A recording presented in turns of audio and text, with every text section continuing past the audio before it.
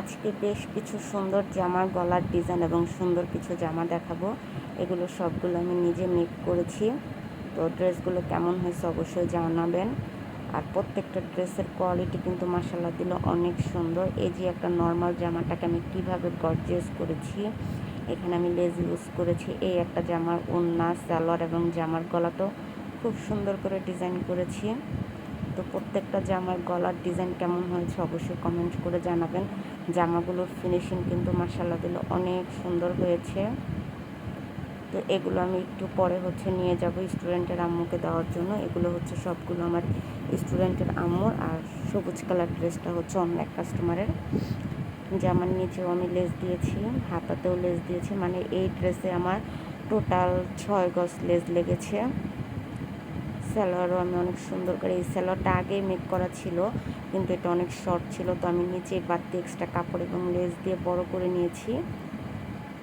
এই জামাটা কিন্তু মাশাআল্লাহ দিন অনেক সুন্দর। এটা শুধুমাত্র আমি ওড়নাতে লেস ব্যবহার করেছি গোল্ডেন কালারের। এটার সালোয়ার, প্রত্যেকটা সালোয়ার প্যান কাটিং সালোয়ার। আর আপু আমার প্যান কাটিং সালোয়ারগুলো খুব বেশি পছন্দ করে। আর এই জামার ডিজাইনটা দেওয়াই ছিল, আমি জাস্ট গলাটা কেটেছি এবং সুন্দর করে ড্রেসটা মেক করেছি। এটারও সুন্দর একটা ডিজাইন হয়েছে, দেখতেও খুব সুন্দর। আর এই যে এই জামাটাও অনেক সুন্দর হয়েছে। এটা হাতার কাপড়ে একটু রিজেক্ট ছিল, যার কারণে আমি একটু টেকনিক খাটিয়ে হাতাটা সুন্দর করেছি। হাতাটা না হলে শর্ট হয়ে যেত একদম, যার কারণে এখানে আমি একটা জয়নিং লেস ব্যবহার করে বাড়তি কাপড়টা অ্যাড করে হাতাটা বড় করে নিয়েছি। আপনারা চাইলে এরকম করে হাতা বড় করতে পারেন যদি হাতা শর্ট হয়। তো এটার নিচেও একটা সুন্দর লেস দিয়ে দিয়েছি, দেখতে কিন্তু অনেক সুন্দর লাগতেছিল জামাগুলো প্রত্যেকটাই। হ্যালো ফ্রেন্ডস, আসসালামু আলাইকুম। আমি মরিয়ম আক্তার শিমু, মরিয়ম ব্লগস থেকে বলছি। কিভাবে আপনারা চাইলে খুব সুন্দর করে ড্রেস মেক করতে পারেন সামান্য কিছু লেস ব্যবহার করে। আসলে লেস দিয়ে জামা মেক করলে কিন্তু জামার লুকটা একদম চেঞ্জ হয়ে যায়। আর এখন কিন্তু ট্রেন্ডে আছে লেস দিয়ে জামা মেক করা। তো এই যে আমি প্যান কাটিং সালোয়ার সেলাই করে নিতেছি। আসলে আমার কাস্টমার কিন্তু আমার প্যান কাটিং সালোয়ারগুলো খুব বেশি পছন্দ করে, কেন করে আমি জানি না, আমার কাছেও খুব ভালো লাগে। তো ওনার প্রত্যেকটা সালোয়ারের কিন্তু এবারও প্যান কাটিং সালোয়ারে দিয়েছি। শুধুমাত্র এর আগে একটা সালোয়ার শুধু আমি প্লাজো মেক করেছিলাম, তাছাড়া সবগুলোই প্যান কাটিং মেক করে থাকি। তো আমি প্যান কাটিং সালোয়ার সবসময় সাইড দিয়ে ফাড়া দিই, একটু এতে করে দেখতে সুন্দর লাগে। আর এই জামার কাপড়টাও অনেক সুন্দর ছিল। এটা আমাকে আপু বলছিল সালোয়ার কাপড় দিয়ে বর্ডার দিতে, কিন্তু জামার কাপড় আর সালোয়ার কাপড় প্রায় প্রিন্টের হয়ে যায়, সেম সেম, দেখতে সুন্দর লাগতেছিল না, যার কারণে আমি অন্য একটা ডিজাইন অবলম্বন করেছি। সেটাও আপনাদের সাথে শেয়ার করব। ভিডিওটা সম্পূর্ণ দেখতে থাকেন, আশা করি ভিডিওটা ভালো লাগবে এবং ভিডিওটা দেখে অনেক কিছু আপনারাও শিখতে পারবেন যারা নতুন আছেন। তো আমি কিন্তু এই যে এখানে একটা চাপ সেলাই দিয়ে দিচ্ছি। অনেকে কিন্তু এই চাপ সেলাইটা দেয় না, এটা দিলে কিন্তু সালোয়ারের লুকটা বেশি সুন্দর লাগে, একদম ফিনিশিং সহকারে আসে। তো এখানে আমি সাইডের সেলাইটা দিয়ে নিচ্ছি হিপের। আর আমি সবসময় কিন্তু ডাবল সেলাই ব্যবহার করি। আর আপনারা কে কীভাবে এলাস্টিক লাগান আমাকে অবশ্যই কমেন্ট করবেন। অনেকভাবে কিন্তু এলাস্টিকে লাগিয়ে থাকেন এবং এলাস্টিকের এই জয়েন্টটা অনেক রকম করে দিয়ে থাকেন। কে কীভাবে সেলাই করেন অবশ্যই আমাকে কমেন্ট করবেন। তো আমি কিন্তু এইভাবেই সেলাই করে থাকি, এতে করে এলাস্টিক আর খোলার কোনো ভয় থাকে না বা ছিঁড়ারও কোনো ভয় থাকে না। তো আমি সব সময় যেভাবে এলাস্টিক লাগাই ওইভাবেই লাগিয়ে দেবে। এইভাবে আমার কাছে অনেক সহজ মনে হয় এলাস্টিক লাগানোটা। আমি আর এলাস্টিক লাগানোর ভিডিওটা দেখালাম না, আমি এখন নিজের বর্ডারটা সেলাই করে নিচ্ছি। আমি এখানে একটু মোটা বর্ডার রেখেছি, আপনারা চাইলে চিকন করেও দিতে পারেন। আমার কাস্টমার বলেছে একটু চড়া করে দেওয়ার জন্য। তো আমার মনে হলো যে এখানে বক্রম দিলে মনে হয় বেশি ভালো হতো, কিন্তু আপন নিষেধ করেছে, যার কারণে আর বক্রম দেওয়া হয় নাই। তো আমি এখন এই যে একদম সুন্দর করে সালোয়ারটা সেলাই করে নিয়েছি।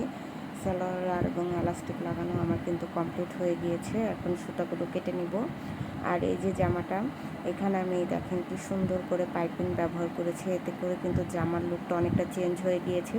কিন্তু এই জামা সেলাই করতে আমি একটু ভুল করেছি। আমাকে বলেছিল ভি গলা দিয়ে মাঝখান দিয়ে পুরাটা ফাড়া দিতে, কিন্তু আমি দুই সাইডে ফাড়া দিয়ে দুই সাইডে এরকম পাইপিং ব্যবহার করেছি। আসলে আমাকে বলেছিল শুধুমাত্র মাঝখানে দেওয়ার জন্য।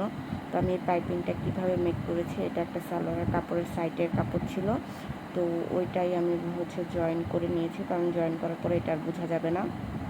তো তারপর সুন্দর করে এটা ফোল্ড করে মাঝখান বরাবর করে নিয়েছি। এইভাবে আপনারাও কিন্তু চাইলে জামাতেও ব্যবহার, যদি আপনাদের কাছে কোনো লেজ না থাকে, সালোয়ারের এক কালার সালোয়ার কাপড় দিয়ে কিন্তু সুন্দর করে মেক করে নিতে পারেন। তো আমি যতটুকু চিকন পাইপিং রাখতে চাচ্ছিলাম, তো ঠিক ওই পরিমাণে সেলাই করে নিচ্ছি। আপনারা মোটা বা চিকন করে নিতে পারেন। অলমোস্ট কিন্তু পাইপিং লাগানো আমার প্রায় কমপ্লিট। তো এটা আমি উপর দিয়ে একটা চাপ সেলাই দিয়ে নেব, তারপর হচ্ছে আরেকটা পাশ ওটা জয়েন করে নিব। তো আরেকটা পাশ আমি কীভাবে জয়েন করতেছি সেটাও আপনাদের সাথে একটু শেয়ার করে নিলাম, না হলে অনেকে হয়তো বা বুঝতে অসুবিধা হবে। তো আমি দুইটারই বা পাশ এক পাশে রেখে তারপর এটাকে একটা চাপ সেলাই দিয়ে নিচ্ছি। আর আগে এখানে কিন্তু পিন সেট করে নিয়েছি, না হলে যদি একটু 19-20 হয় তাহলে কিন্তু কাপড় ছোটো বড়ো হয়ে যাওয়ার সম্ভাবনা আছে। কারণ আমি একদম অ্যাকুরেট মাপে এটা কেটেছি, এখানে এক্সট্রা কোনো কাপড় রাখি নাই, যার কারণে আমি এখানে পিন সেট করে রেখেছি। আপনারাও চাইলে এভাবে করে নিতে পারেন। তো আমার সেট করা হয়ে গিয়েছে সেলাই করা। তো আমি উপর দিয়ে এখন একটা চাপ সেলাই দিয়ে নেব। তো অবশ্যই চাপ সেলাই দিতে হবে, চাপ সেলাই না দিলে কিন্তু এখানকার পাইপিংয়ের ফিনিশিংটা আসবে না। তো আজকে প্রত্যেকটা ড্রেসের ডিজাইন আপনাদের কেমন লাগলো অবশ্যই কমেন্ট করে জানাবেন। আর এবার ঈদে কে কতটুকু কাজ করলেন, কার কতটুকু কাজ কমপ্লিট হয়েছে অবশ্যই কমেন্ট করে জানাবেন। আমি যতই ভাবতেছি নতুন কোনো অর্ডার নিব না, তারপরেও অর্ডার না হচ্ছে আমার। তো আজকে আবার নতুন কয়টা ড্রেস আমি নিয়েছি সেটা অবশ্যই আপনাদের দেখাবো নেক্সট কোনো ভিডিওতে। আর যারা আপনারা আমার ভিডিও খুব বেশি পছন্দ করতেছেন তাদেরকে অসংখ্য ধন্যবাদ। অনেকে কি করে, বক্রমটা হচ্ছে জামার মধ্যে কাপড় গলার ডিজাইনটা আগে কেটে ফেলে, আমি না ওইভাবে হচ্ছে গলা কেটে সেলাই করতে পারি না, আমার কাছে খুব ভেজাল মনে হয়। তো আমি বক্রমের মধ্যে গলাটা বসিয়ে তারপর মেন কাপড়ের উপরে দিয়ে তারপর হচ্ছে সেলাই করে নিয়ে, এতে করে আমার কাছে মনে হয় যে না অনেক বেশি সুবিধা হয়। আর ওইভাবে যদি দেই আমার কাছে খুব কষ্ট মনে হয়।